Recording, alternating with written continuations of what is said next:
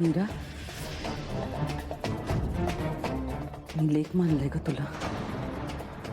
आईसाहेब, मला या विषयावर काहीच बोलायचं नाहीये. का बोलायचं नाहीये? आपल्या मुलीचं बाळ बघायची इच्छा आहे आईची. माझी आई मेली. मी लहान होते तेव्हाच. तिला कोणीतरी जाळून मारला.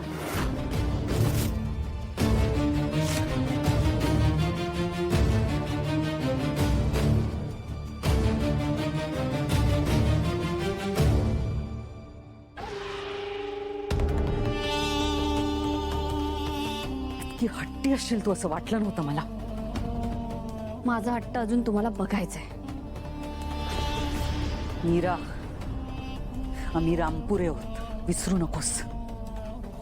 आमच्या अपेक्षा पूर्ण व्हायलाच हव्यात. आणि मी पण मूळची गुरव आहे. अवास्तव अपेक्षा आम्ही पूर्ण करत नाहीत. सासरच्या माणसांच्या अपेक्षा पूर्ण कराव्यात. तुझ्या वडिलांनी शिकवलं नाही वाटतं तुला?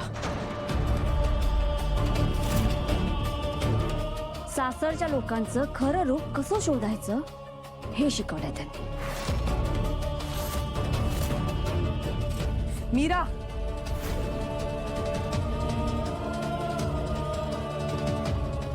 स्वतःला फार शाणी समजतेस. दर वेळेला तुझं म्हणणं खरं होणार नाहीये मीरा. तुमचंच म्हणणं खरं व्हावं असंही नाहीये.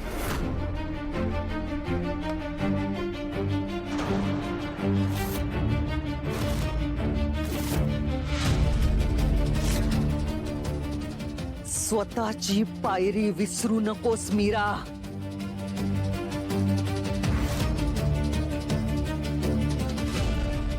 तू या घरची सून कशी झालीयस हे माहितीये ना तुला? नशिबाने तुला इथपर्यंत आणलंय, नाही तर आजही या घरची मोलकरीण असतीस तू. मी तुला स्वीकारलं म्हणून सगळे तयार झाले. दादासाहेबांनाही नाही म्हणायला लावलं असतं मी. तुला स्वीकारलं ना, हे माझे उपकार आहेत तुझ्यावरती. आणि त्या उपकारांची परतफेड तुला करावीच लागेल. तुला या घराला वारस द्यावाच लागेल.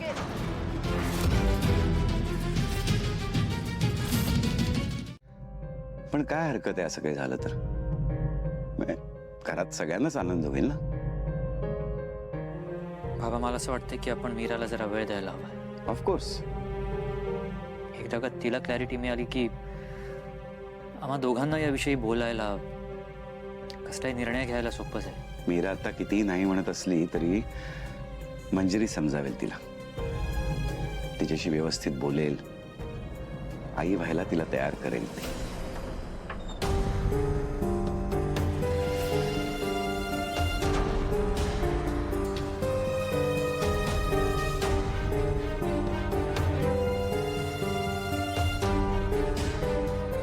काय झालं मीरा? दारात का उभी आहेस? ये ना आत ये.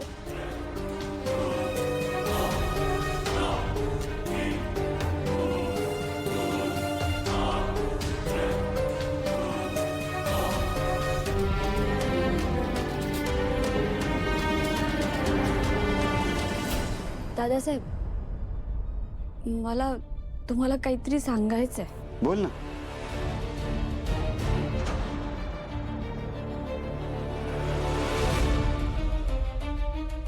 मीरा, तुझ्या मनात जे काही असेल तू बिनधास्त बोलू शकतेस आमच्याशी.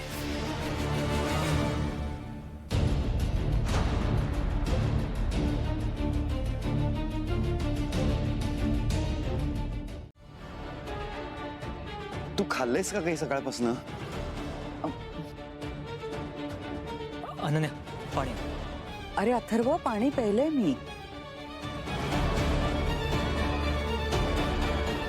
आई, मी तुला म्हणाले होते खोलीत चल आणि आराम कर. तू बरोबर बोलती. चल चल, तू आराम कर, पड जरा. मी ठीक आहे, मी ठीक आहे.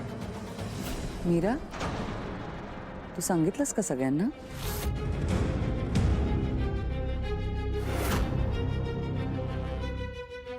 काय ते? अरे हो मीरा, तू काहीतरी आम्हाला सांगायला आली होतीस ना खोलीत. काय होतं ते? नाही सांगितलंस? हरकत नाही, मीच सांगते. हं?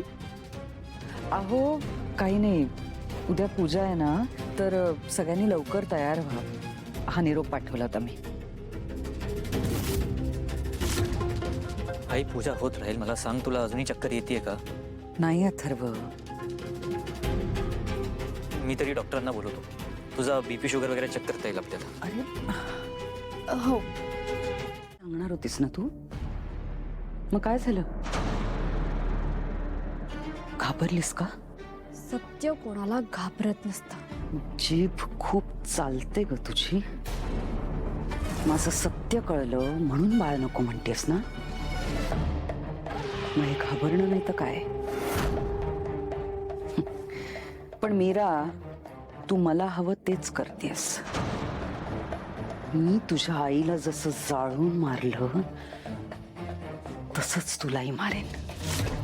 आणि तुझी राख या घरात कोणालाच सापडणार नाही याची जबाबदारी माझी. तुझी आई गेली पण तू राहिलीस. पण तुझ्यानंतर तुझा दरिद्री अंश राहायला नको. कळलं?